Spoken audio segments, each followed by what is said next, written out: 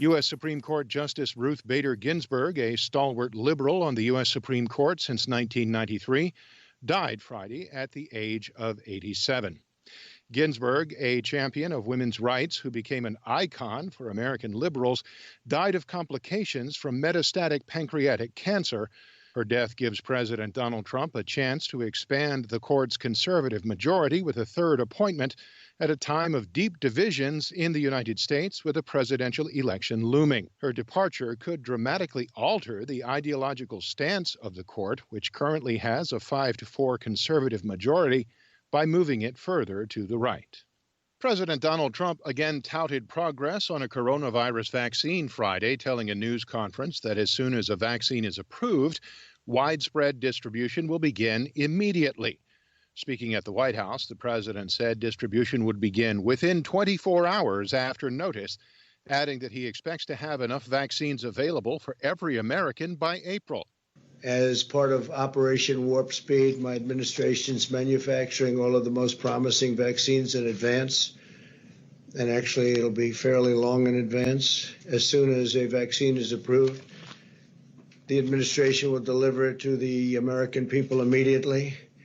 Distribution will begin within 24 hours. As of now, there are several trials underway around the world, but a safe and effective vaccine has not been produced.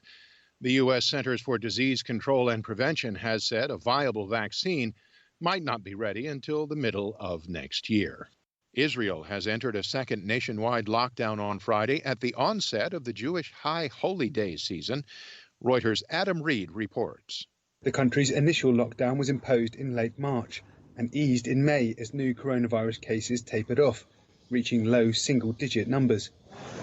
But in the past week, new cases have reached daily highs of over 5,000, and Israeli leaders now acknowledge that they lifted measures too soon.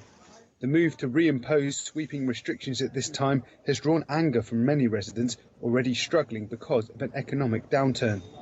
Under the new rules, Israelis must stay within 1,000 meters of home, with only a few exceptions, including commuting to work. Social distancing and limits on the number of attendees allowed at usually packed synagogues will also affect Yom Kippur, the Jewish Day of Atonement. That festival begins at sunset on September 27th. That's Reuters' Adam Reed. Early voting in the U.S. presidential election began in 4 states Friday, including Virginia and the battleground state of Minnesota. In Fairfax County, Virginia, election workers were scrambling to open an additional voting room at the county government center, where a line of hundreds of voters, spaced 2 meters apart, stretched down the block.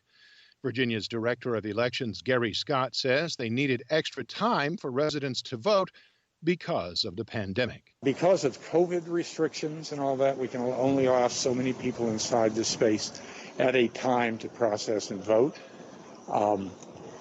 Also, we're not able to set up as many voting stations as we would ordinarily. Voting also began in Minnesota, where voters are expected to vote by mail in record numbers. That state's Secretary of State said more than 900,000 residents have already requested absentee ballots. Both President Trump and former Vice President Joe Biden campaigned in that state on Friday. U.S. Secretary of State Mike Pompeo visited a Venezuelan migrant camp in Brazil's northeast region on Friday. Pompeo went to the city of Boa Vista, where he met with his Brazilian counterpart. Pompeo praised Brazil's action to shelter Venezuelans who he said are in deep need. Brazilian authorities estimate there are 260,000 Venezuelan migrants living inside Brazil. According to the Office of the UN High Commissioner for Refugees, some 48,000 of those have been granted refugee status. Nearly 5 million Venezuelans are scattered across Latin America in one of the world's largest migrations today, driven by Venezuela's deepening economic and humanitarian crisis.